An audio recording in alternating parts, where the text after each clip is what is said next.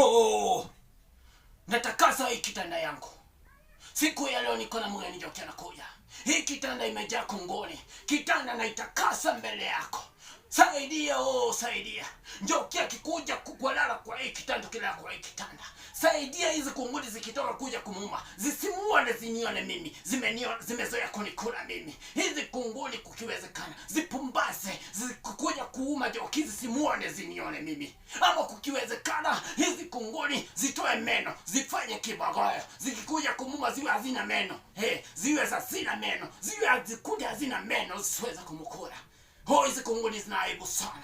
Hizi kunguni za uwa zina aibu sana. Na nyinyi kunguni anamuongelesha. Niko na hasira sana na nyinyi. Mlikuja aje huku kwangu kwanza?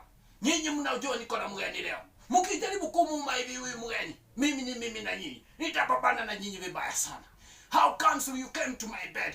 Now the visitor is coming today. She is coming for sleepover. If you try to eat her, my friend, you will know. You will know I'm bad. Hizi kunguni lakini nisaidie.